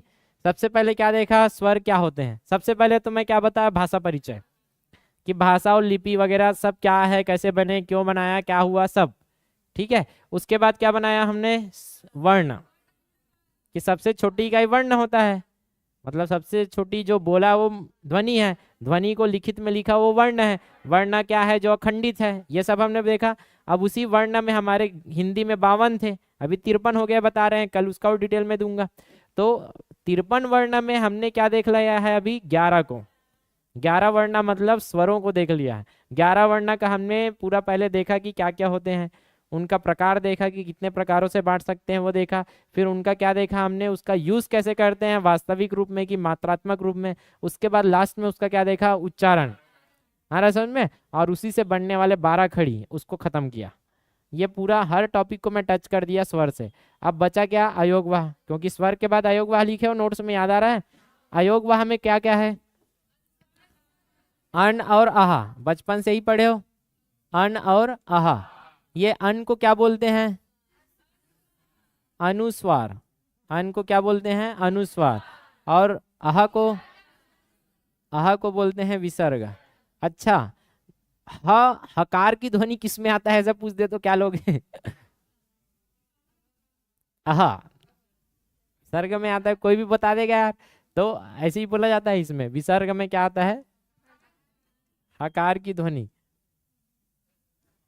हाँ जी, लास्ट में जो अब कुछ भी में विसर्ग लगा दिया मैं, जैसे लास्ट में क्या जुड़ता है, ह मह, बोलोगे कि नहीं बोलोगे, पितामह, बोलते हो कि नहीं बोलते हो। तो हा जो आता है वो आहा जैसे ही लगता है, तो हाकार की ध्वनि है इसमें, हा नहीं है फिर भी आहा की ध्वनि आ रहा है कि नहीं आ रहा है, तो एक प्रकार से हकार है ये, क्या है, हकार। चलो अब इसमें क्या आएगा सर, ये अयोगवाह क्यों है, इसको पहले पता करना है हमको। अयोगवाह क्यों कहा गया, क्योंकि ये ना तो स्वर है और ना ही, क्यों ऐसा क्यों बोल रहे हो, ना तो स्वर ना व्यंजन। अच्छा स्वर क्या होते हैं, जो स्वतंत्र होते हैं, स्वर होते हैं वो क्या होते हैं, स्वतंत्र। लेकिन अन आहा स्वतंत्र है क्या, बताओ, नहीं है, उसको तो स्वर से बोल रहे हो आप, है कि नहीं, बिना स्वर के तो बोल ही नहीं पा रहे हो, तो ये क्या नहीं है, स्वर नहीं है। अच्छा तो फिर व्यंजन होना चाहिए, नहीं, इसको व्यंजन में भी नहीं गिना जाता। अब इसका किशोरी प्रसाद ने दिया है, उसका मैं अभी लास्ट में बता दूंगा। पहले ये देखो कि ये ना तो स्वर है और ना ही व्यंजन है, तो ना तो स्वर है और ना ही व्यंजन है, क्योंकि ये क्या नहीं है, स्वतंत्र नहीं है, स्वतंत्र नहीं है। तो ना तो स्वर है ना ही व्यंजन है, किसी के साथ योग नहीं हुआ, किसी के साथ क्या नहीं हुआ, योग नहीं, किसी के साथ योग नहीं। किसके किसके साथ योग होना था, एक तो स्वर के साथ योग हो जाता तो हम क्या बोलते, इसको स्वर है।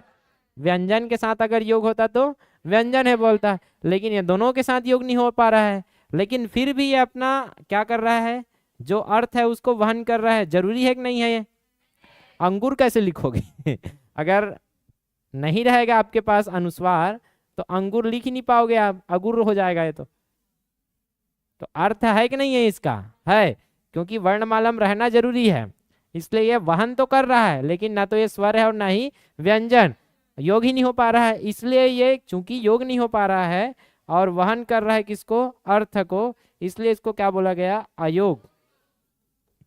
अयोग है ये, योग नहीं हो पा रहा है लेकिन वहन तो कर रहा है, इसलिए वाह। ये प्रवाह तो है इसका, वहन तो है, लेकिन ये अयोग है, इसलिए इसका नाम क्या पड़ गया, अयोगवाह।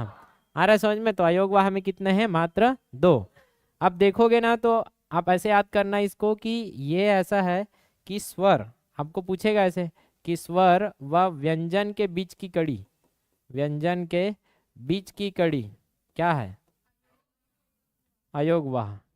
अब भूल गए तो कैसे याद रखोगे, इधर स्वर चालू करते हो, क्योंकि जब भी आपको पढ़ाएगा स्वर से ही चालू करेगा, आ ई ऐसे करते करते जाओगे, फिर अन आहा होगा, उसके बाद क ख ग चालू होता है कि नहीं होता है। तो पहले क्या आता है, स्वर, स्वर आएगा, फिर क्या आएगा, अयोगवाह, बीच में यही आने वाला है अयोगवाह, उसके बाद क्या आएगा आपका, व्यंजन।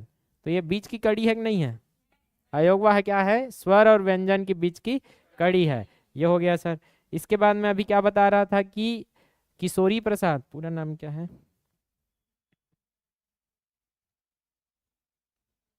अच्छा इसको अलग से एक्सप्लेन कर दूंगा, नोट्स में पहले ये बताया हूँ। अच्छा ये जो अनहा है किसके साथ प्रयोग होता है, प्रयोग, प्रयोग दोनों के साथ होगा, दोनों के साथ मतलब स्वर और व्यंजन दोनों के साथ प्रयोग होता है।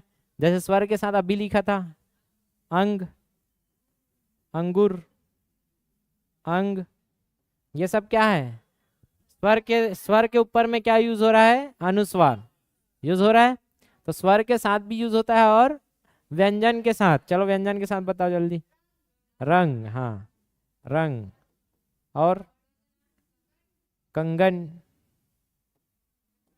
कंगना कंगना कंगना तो यहाँ किसके ऊपर में लगा है, व्यंजन के ऊपर में, यहाँ किसके ऊपर में लगा है, स्वर के ऊपर में। सब लॉजिकल है यार, आ रहा है समझ में। एक एक बार भी पढ़ लोगे एमसीक्यू बनेगा, लेकिन नहीं पढ़ोगे तो कंफ्यूजन में रहोगे और कुछ भी डाल के आओगे, क्योंकि ऑप्शन बढ़िया डालता है वो लोग, जबरदस्त रहता है ऑप्शन। ठीक है, अब यहाँ एक और क्या बताना है आपको,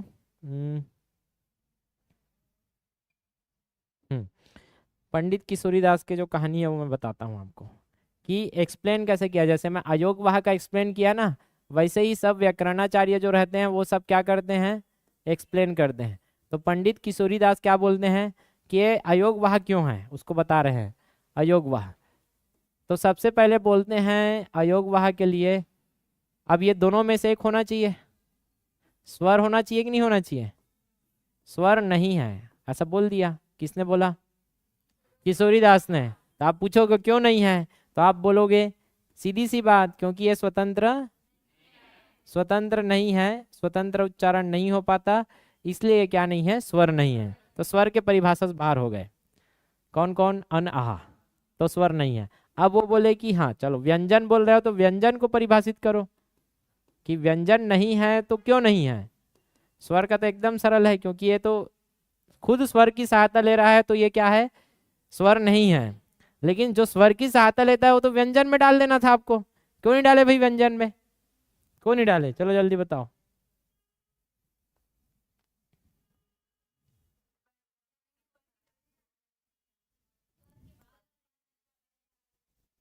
हाँ बने बता, वो नहीं जाना। ठीक है, व्यंजन क्या होता है, हमेशा किसके पहले आता है, स्वर के पहले आता है। आता ही नहीं आता है? जैसे मैं एक व्यंजन लिखा ये, इसके बाद हमेशा कुछ ना कुछ क्या जुड़ता है, स्वर जुड़ता है, तब तो का बनता है, का बनता है। और जैसे जैसे यहाँ लिख दिया ग, तो ग में ई जोड़ूंगा तो ये बन जाएगा गी। तो क्या क्या कंडीशन होना चाहिए आपका, क्या कंडीशन होना चाहिए, स्वर से पहले आना चाहिए। आ रहा है समझ में? अगर वो व्यंजन है तो स्वर से पहले आना चाहिए, ध्यान से समझो इसको। यदि व्यंजन है तो कहाँ आना चाहिए, स्वर से पहले आना चाहिए। लेकिन सोचो, आप सोच लिया कि अनुस्वार और विसर्ग क्या स्वर से पहले आते हैं क्या? नहीं, अनुस्वार और विसर्ग हमेशा स्वर के बाद आते हैं, स्वर के बाद आते हैं। मतलब ये किसके साथ योग नहीं हो पा रहा है अब, व्यंजन के साथ। व्यंजन के गुण से भी अलग है इसका गुण, कि स्वर के बाद, अनुस्वार और विसर्ग स्वर के बाद आते हैं। समझ आया? जैसे ये अन लिखा तो यहाँ ऐसे लिखते हो आप, तो देखो ना यार, स्वर पहले आ गया, बाद में क्या आ रहा है, अनुस्वार। और उच्चारण में भी देखो ना, स्वर पहले बोल रहे हो, बाद में क्या बोल रहे हो आप, अनुस्वार। लेकिन यहाँ व्यंजन रहता है तो पहले व्यंजन बोलते हो, बाद में स्वर लगता है। क बोलोगे तो क स्वर, व्यंजन पहले आया, बाद में क्या आता है, स्वर। लेकिन अनुस्वार और विसर्ग में क्या आ जाता है, पहले स्वर आता है, बाद में क्या हो जाता है, मतलब अनुस्वार या विसर्ग आता है। जैसे और क्या हो सकता है, आहा, तो आहा में लास्ट में क्या आया, आहा, स्वर के बाद आया। तो स्वर के बाद आया इसलिए ये क्या नहीं है, व्यंजन नहीं है। चूंकि स्वतंत्र नहीं है इसलिए स्वर भी नहीं है, और स्वर के बाद आता है, पहले आता तो हो जाता व्यंजन, बाद आता है इसलिए ये क्या नहीं है, व्यंजन भी नहीं है। दोनों नहीं है इसलिए क्या है, ये इति सिद्धम। आ गया समझ में? तो ये ऐसा कहना था किनका, पंडित किशोरीदास। अब ये क्यों आएगा सर, ये आएगा कुट में डाल के आ सकता है, क्योंकि ये बोलेगा कि व्यंजन हमेशा स्वर से पहले लगते हैं, व्यंजन स्वर से पहले लगते हैं। सही है गलत? सही है, व्यंजन स्वर से पहले लगते हैं। समझो उसको, ऊपर ऊपर मत सोचो। आ रहा है समझ में? स्वर हमेशा व्यंजन के बाद लगेंगे। सही है, किस रूप में लगेंगे, मात्रक रूप में। लेकिन जब डबल आ गया तो, जब लगातार दो स्वर हो तो किस रूप में आता है, यही तो प्रश्न है यार। आ रहा समझ में? और यही जो समझदार नहीं है, जो समझे नहीं है, वो तो कठिन लगेगा उसको, और कितना भी रट लो नहीं समझोगे तो। अब वो वाला पहले ही क्लास में जो मैं बताया था, अगर उसको नहीं समझोगे कि ध्वनि का लिखित रूप, इसको नहीं समझोगे तो रटते रह जाओगे। सही बता रहा हूँ, मैं खुद रटा हूँ 3 साल पहले, नहीं समझाते थे ना। तो ध्वनि का लिखित रूप क्या हो जाएगा, वर्ण हो जाएगा, और उसी वर्ण को पढ़ोगे तो क्या निकलेगा, ध्वनि। तो वर्ण का मौखिक रूप क्या हो जाएगा, ध्वनि हो जाएगा। ये चीज समझना जरूरी है। अब इसके बाद भी नहीं समझे मतलब आप नहीं पढ़ रहे हो यार, और सीधी उसका कोई रिजल्ट नहीं है। आ रहा है समझ में? तो पंडित किशोरीदास ने पूरा बता दिया कि अयोगवाह का ये है। और उससे पहले हमने बेसिक अपना देख लिया था कि अयोगवाह मतलब अन, आह, अनुस्वार और विसर्ग, ना तो स्वर ना ही व्यंजन, स्वतंत्र नहीं है। क्या नहीं है, स्वतंत्र नहीं है, इसलिए स्वर नहीं है। और व्यंजन स्वर से पहले आना चाहिए, बाद में आता है इसलिए क्या है, व्यंजन भी नहीं है, इसलिए अयोगवाह है। स्वर और व्यंजन के बीच की कड़ी है। प्रयोग स्वर के साथ और व्यंजन के साथ दोनों के साथ होता है। आ गया समझ में? और यही अनुस्वार, इसका पीपीटी नहीं बनाया था क्या? बिना पीपीटी का आ गए हैं। चलो एक और बता देते हैं, फिर कल से व्यंजन चालू करेंगे ना। अनुस्वार क्या है? अनुसार का प्रयोग। अनुस्वार का प्रयोग कहाँ करते हो भैया? हर जगह होता है कि नहीं? अब ये जो अनुस्वार का प्रयोग है वो कैसे होता है? वो डिपेंड करता है आप कौन से वर्ग में हो। अनुस्वार का प्रयोग किसके जगह होता है? पंचमाक्षर के जगह। पंचमाक्षर के जगह। पंचमाक्षर मतलब आप जो क वर्ग प वर्ग पढ़े हो ना, कचप तप, क्या होता है? क च ट त प। तो ये क वर्ग है, तो ये क वर्ग में पंचम वर्ण क्या आएगा? क ख ग घ अंगा, यह है पंचम वर्ण। इसके बाद च में च छ ज झ इया, इसमें ट ठ ड ढ ण, इसमें त थ द ध न, इसमें प फ ब भ म। ये ऐसे है, यही है पंचम अक्षर। इस वर्ग का पांचवा अक्षर है, इस वर्ग का पांचवा, इस वर्ग का पांचवा, इस वर्ग का पांचवा, इस वर्ग का। और ये अपने आप में पांचवा है, पांच रहते हैं क्योंकि पांच वर्ग है टोटल, तो पांच रहेंगे। और ये नाक के बाहर बोलते हो, है कि नहीं? बिना नाक से अब बोल ही नहीं सकते, गुनगुनाने बिना नाक से, गुंजन के बिना बोल ही नहीं सकोगे आप। माँ माँ बोलोगे झनकार आएगा नाक में, ना बोलोगे ले दो नाक ला काट के निकाल ले, तब बोलो ना। बोली पूरा नाक ला एकदम कठोर पकड़ के एकदम शुद्ध उच्चारण कर ही नहीं सकते ना, आएगा ही नहीं, एकदम बेस हो जाएगा उसमें बसुरा। आ रहा है समझ में? तो इसीलिए इसको क्या बोलते हैं? नासिक। क्योंकि ये नाक से, मैं बताया था अभी उच्चारण स्थान, तो इसमें नाक का सहारा लिया जाता है। किसका सहारा? इसलिए इसको क्या बोलते हैं? नासिक व्यंजन भी बोलते हैं। तो नासिक व्यंजन या इसी को पंचम अक्षर बोलते हैं। इसके जगह में लिखावट की सुविधा के लिए, पंचम अक्षर के जगह क्यों यूज कर रहे हो आप? लिखावट की सुविधा, लिखावट की सुविधा। जैसे अब मैं गंगा लिखते आया हूं बचपन से, क्या लिखते आया हूं? गंगा। तो ये गंगा में कहाँ क्या लगा है, कौन बताएगा? ग के बाद क्या लगा है? अंगा लगा है। अब ये डिसाइड कैसे होगा? अंगा इया णा ना मा, कैसे डिसाइड होता है? उसमें कैसे डिसाइड कर रहे हो?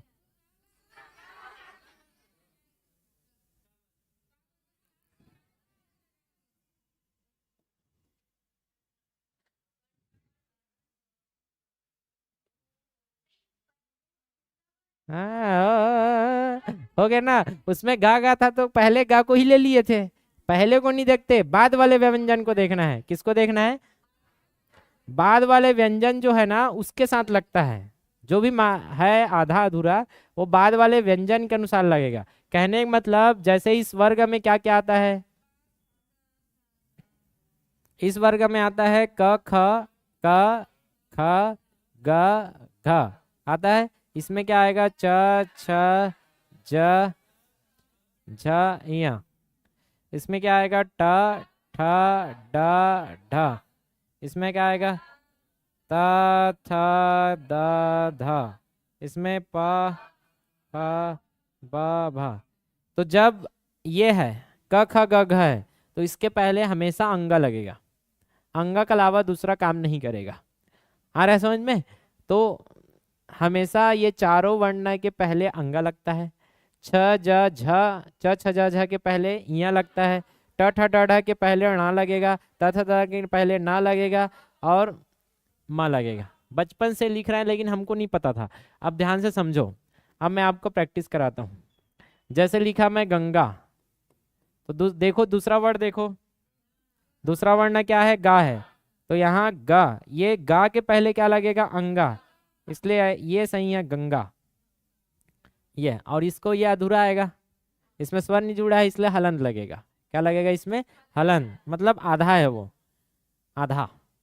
जैसे यहाँ लिखोगे आप चंचल, तो आप चंचल लिखे हो। अब कई लोग ऐसे लिख देते हैं, गलत है।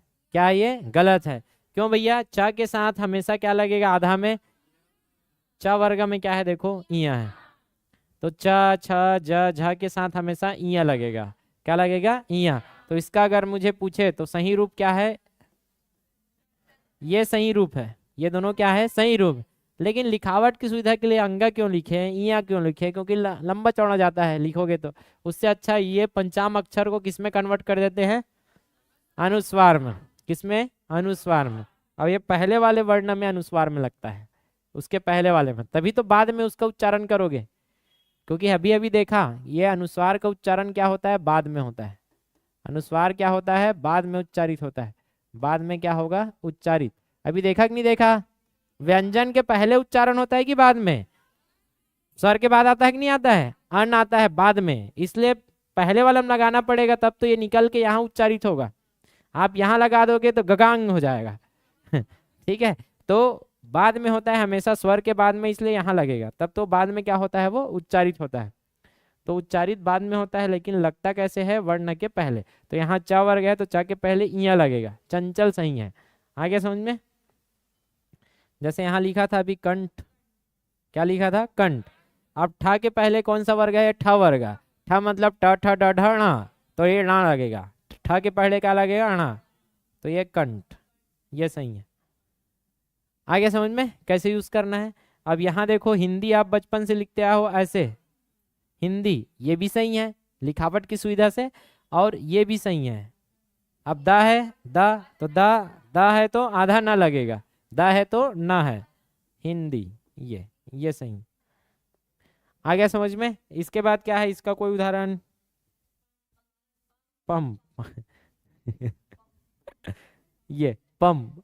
आ गया समझ में? या चंपा, पंप या चंपा। तो प के पहले क्या आएगा? हमेशा माँ। तो प में हमेशा माँ लगाते हैं, ना वगैरह कुछ नहीं लगाते हैं। आ गया समझ में? तो ये है पंचामक्षर का यूज। पंचामक्षर को किस रूप में यूज करते हो आप? अनुस्वार के रूप में। और क्यों यूज करते हैं पूछे तो केवल और केवल लिखावट, क्योंकि लिखते वक्त ये सरल हो रहा है कि आप बस एक बिंदु लगा रहे हो जा रहा है। लेकिन उच्चारण करते समय सही से उच्चारण कब होगा? जब इसके बारे में आपको पता रहेगा। इसको गनगा करके उच्चारण करोगे ना, तो अब जिसको नहीं पता है उसके लिए तो यही है, मैं बता रहा हूँ। जिसको नहीं पता, और क्या आपको भी नहीं पता था बहुत लोगों को, ये होता क्यों है? और हम लोग क्योंकि अब ये तो परंपरा रही कि गंगा उच्चारण करना है करके कर रहे हो, लेकिन कर क्यों रहे हो? अंगा, गनगा करना चाहिए ना। जब ये ना बोलते हो तो गनगा होना चाहिए, लेकिन गनगा क्यों नहीं होता? क्योंकि इसमें ना नहीं है, ये अंगा है, इसलिए गंगा होता है, तब सही उच्चारण आएगा। तो उच्चारण सही करने के लिए आपको व्याकरण सही से पढ़ना पड़ेगा। ये चंचल है, इया आता है, देखो चंचल बोलोगे ना तो चंचल में इया आएगा, चंचल बोलोगे तो गलत हो जाएगा वो, चंचल। आ गया समझ में? तो यहाँ कंठ है, हिंदी है, और पंप है, पंप हो जाएगा, वरना बनेगा ऐसे। ठीक है, एक चीज और बताना था। हाँ, दो लगातार आ जाए तो क्या होता है? नोट।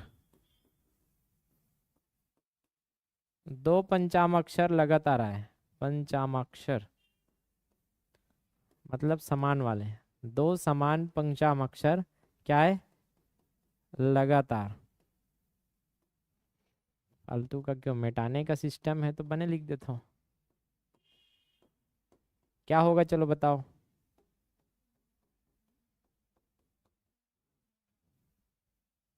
तो इसमें अनुस्वार यूज नहीं होता है, बहुत कम होता है।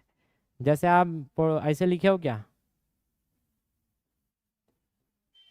कभी भी ऐसे लिखे हो क्या? नहीं समझे यार? ये माँ को तो ही अनुस्वार बना दिया हूँ, माँ को क्या बना दिया हूँ? अनुस्वार। अब वहां माँ के पहले तो माँ लगा ही नहीं सकते, क्योंकि ये अनुस्वार के पहले, ये खुद अपने आप में क्या है? अनुस्वार है, उससे पहले अनुस्वार नहीं लगता है, ये आप गलत हो जाएगा। यहाँ उच्चारण कैसे यहाँ आप मम्मा लिखते हो, क्योंकि यहाँ डबल क्या आ रहा है? लगातार आपका पंचाम अक्षर आ रहा है, लगातार क्या आ रहा है? पंचाम अक्षर।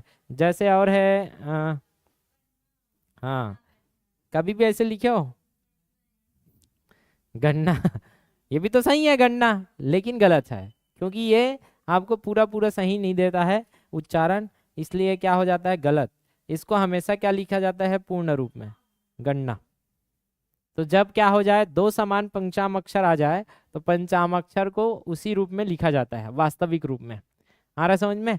और बाकी अगर वो पंचमाक्षर नहीं रहा कि बाकी ये सब है, ये सब है, पंचमाक्षर नहीं है, ये सब है, तो आप क्या यूज कर सकते हो, अनुस्वार यूज कर सकते हो, वो सही है, गलत नहीं है, दोनों सही है। इसमें कई लोग बोलते हैं ना ये गलत है वो सही है, ये गलत है वो सही है, भैया दोनों सही है, दोनों में कोई गड़बड़ नहीं है, दोनों सही है, लेकिन यहाँ ये दोनों गलत हो जाएंगे, ये ध्यान में रखोगे आप लोग।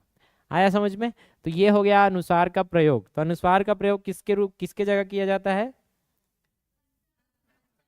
पंचमाक्षर के जगह। किसके जगह, पंचमाक्षर के जगह। ठीक, चलो यहाँ तक आप करके आइए।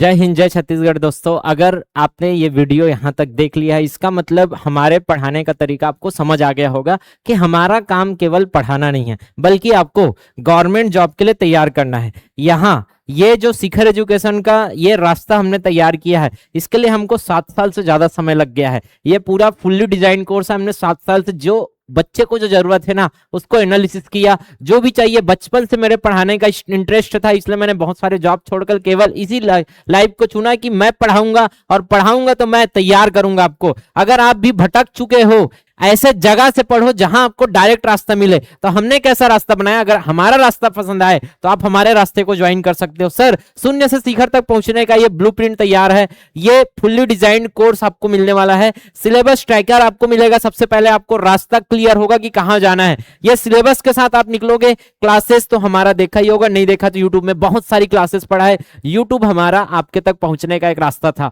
केवल यूट्यूब के भरोसे अगर तैयारी हो जाता तो हम कोर्स डिजाइन ही क्यों करते। कोर्स में फुल्ली डिजाइंड आपको हर चीज एक जगह मिलेगा। क्लासेस केवल पढ़ाने का नहीं, केवल हमने तैयार किया है इसको, पूरा डिजाइंड है ये। उसके बाद हमने नोट्स पूरा क्लासेस का आपको नोट्स मिलेगा, A4 प्रिंटेबल नोट्स जिसको आप प्रिंट करा पाओगे, मेरा ही हैंड रिटन नोट्स मिलेगा। बुक वगैरह का मैं कॉपी पेस्ट करके जेमिनी को बोल के नहीं बनवा दिया है मैंने, पूरा मेहनत का है ये मेरा। क्लियर है। MCQ प्रैक्टिस सर केवल पढ़ने वाला, केवल नोट्स वाला कुछ नहीं कर पाएगा, अभी MCQ लगाना पड़ेगा। और वो MCQ कहां से लगाओगे, हर टॉपिक पीछे हमने MCQ का डिजाइन किया है। टेस्ट, हर वीकली टेस्ट लेते हैं। ये फुल्ली डिजाइन कोर्स केवल पढ़ा के नहीं छोड़ेंगे। आजकल कोचिंग में जाना ना, केवल पढ़ा देते हैं, छोड़ देते हैं। पढ़ाकर याद भी कराएंगे, नोट्स भी देंगे, हर चीज आपके लिए जो रास्ता है वो आसान करेंगे। सर, जैसे आप CGPSC की तैयारी कर रहे हो तो CGPSC में आपको combo batch free plus mains मिलेगा। सिलेबस ट्रैकर, पूरा सिलेबस पूरा डिजाइन है, यहाँ मिलेगा। Prelims, mains special. प्रीलिम्स में जाओगे पेपर 1 पेपर 2 अलग अलग पूरा फुल्ली डिजाइंड किया हुआ कोर्स है ये। और प्लस मैं यहाँ ये भी बताऊंगा कि कैसे आपको कवर करना है अगर आप हमारे ज्वाइन करते हो कोर्स। अगर आप यापम वाले हो, यहाँ भी fully designed syllabus, classes, notes, MCQ and test, हर लेवल की तैयारी आपको मिलेगा। क्लासेस में जाओगे, गणित, रीजनिंग, साइंस, भारत का जीके, छत्तीसगढ़ का सामान्य ज्ञान, भाषा, कंप्यूटर भाषा में हिंदी खत्म, इंग्लिश स्टार्ट होने वाला है अभी। अर्थात हमने हर लेवल में आपके लिए काम किया है। हर लेवल देखो, जीके बूस्टर तक हमने बना के रखा है, क्योंकि अलग अलग जीके आज कुछ भी पूछ देता है, जैसे जनगणना, पंचवर्षीय योजना, भारत का परिचय, मंदिर सेल, हर चीज पर हमने काम किया है। केवल वीडियो नहीं, नोट्स मिलेगा उसके साथ, वीडियो के साथ नोट्स अटैच है। अगर वीडियो है तो उसके नीचे नोट्स, उसके नीचे उसका प्रैक्टिस क्वेश्चन। हर लेवल में हम काम करेंगे। डबल प्रैक्टिस क्यों है सर, उसका PYQ अलग से और उसका प्रैक्टिस क्वेश्चन जो संभावित मॉडल आंसर हो सकता है, model question. Classes, notes, MCQ, classes, notes, MCQ, ये आगे के बैच का पूरा रणनीति होने वाला है। अगर आपको लगता है कि आप ये सब काम अगर सेल्फ स्टडी में कर सकते हो तो आप बढ़िया कीजिए। लेकिन मैं अगर बोलता हूं कि आप ये जो 1 साल जो अपना प्रिपरेशन को देने वाले हो, याद रखना बेस्ट जगह से पढ़िए। मैं ये नहीं बोल रहा हूं मैं बेस्ट हूं, लेकिन हमने प्रयास किया है बेस्ट बनाने का। अगर आपको लगता है कि कुछ पैसों से आप ये रास्ता खरीद सको, याद रखना जैसे हम बमलेश्वरी माँ तक चढ़ाई चढ़ने जाते हैं, एक रास्ता होता है सीढ़ी चढ़ने का और एक रहता है उड़न खटोला। अगर जल्दी पहुंचना है तो आपको ऐसे रास्ता अपनाना होगा जो आपको साइंस से सक्सेस की ओर ले जाए, और भटकते रह जाओगे। बेस्ट आंसर है समय का सदुपयोग करो, ये आपका निवेश है। आगे एक महीने की सैलरी 50,000 मिलेगा ना, लाखों की सैलरी आने वाली है आगे। उसके लिए ये मत सोचो 2-4 हजार के लिए 200 रुपया में आप ऐसे कोर्स को ज्वाइन करते हो जो फालतू का है। मैं ये नहीं बोल रहा हूँ दूसरे को फालतू, लेकिन मैं खुद देखा हूँ यार, मेरे को खुद पता है, आपको भी खुद पता है। 2-4 दिन ऐसा प्रिपरेशन मत करो, ये पढ़ाई का निवेश सही जगह। मैं ये नहीं बोल रहा हूँ कि मेरे तरफ ही करो, जहां से बेस्ट मिले वहां से करो, लेकिन यूट्यूब के भरोसे मत बैठना। यूट्यूब केवल पढ़ाने का वीडियो दे सकता है, लेकिन हर लेवल में आपको तैयारी नहीं करा सकता। स्मार्ट तैयारी करना है ना, इस समय का सदुपयोग करो। बेस्ट कोचिंग चुनो और बेस्ट कोच के साथ अपना प्रिपरेशन स्टार्ट करो। याद रखना, सरकारी नौकरी की पढ़ाई नहीं होती, सरकारी नौकरी की तैयारी होती है। ये युद्ध है, इस युद्ध में 200 पोस्ट मामूली, 200 भी ज्यादा बोल देता हूं, आजकल 50-100 पोस्ट निकलता है यार, उसमें आपको जीतना है। ऐसे जगह से जीतना पड़ेगा, सही तरीके से तैयारी करोगे तब जाके कहीं मिलेगा, तब जाके कहीं मिलेगा। अगर आपको हमारा कुछ समझ आ गया होगा कि हम कैसे कर रहे हैं तो आपका बिल्कुल स्वागत है, आइए मिलकर तैयारी करते हैं। और कुछ अगर हमसे शिकायत हो तो कमेंट में बताइए, हम उसको भी पूरा करने का प्रयास करेंगे। हमारे पढ़ाने का तरीका कैसा रहा उसको भी कमेंट में बताइए, और कोई भी आपके दोस्त यार हो बिल्कुल शेयर कीजिए। आपका कमेंट पढ़ के हमको अच्छा लगता है, प्रोत्साहन मिलता है। यहाँ तक वीडियो देखने के लिए बहुत बहुत धन्यवाद। आपके भविष्य की हार्दिक शुभकामनाएं।